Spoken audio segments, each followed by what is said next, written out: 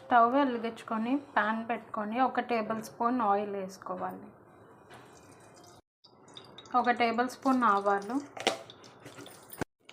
ఆవాలు ఇలా చిటపట్లు అయ్యాక 1 టేబుల్ స్పూన్ పచ్చెనగపప్పు, 1 టేబుల్ స్పూన్ సాయిమినపప్పు, 1 టేబుల్ స్పూన్ జీలకర్ర, కొద్దిగా కరివేపాకు, ఆనియన్స్, అలాగే పచ్చిమిర్చి కూడా, 1 టేబుల్ స్పూన్ సాల్ట్. ఆనియన్స్ అయ్యి మగ్గాక 1 టేబుల్ స్పూన్ అల్లం వెల్లుల్లిపాయ పేస్ట్, 2 టమాటాలు చిన్నగా కోసుకొని వేసుకోవాలి.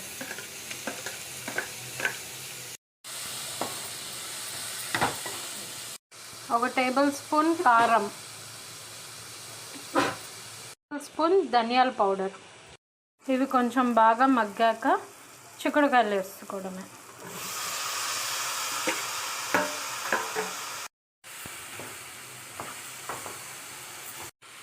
ఒక గ్లాస్ వాటర్ పోసుకోవాలి.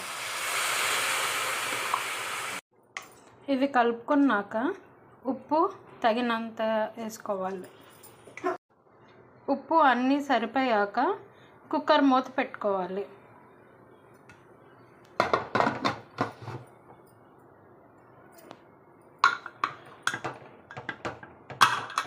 ఒక 3 విజిల్లు వచ్చేంత వరకు ఉంచుకోవాలి.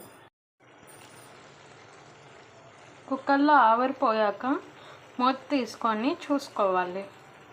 వాటర్ అంతా మగ్గిపోతే కొత్తిమీర కొద్దిగా జల్లుకొని అంతే, సర్వ్ చేసుకోవడమే. లేదు వాటర్ కొద్దిగా ఉండుంటే ఒక 5 మినిట్స్ అలాగే మీడియం ఫ్లేమ్లో పెట్టుకోండి. అంతే, మన ఎంతో టేస్టీ అయిన చిక్కుడుకాయ టమాటా కర్రీ రెడీ.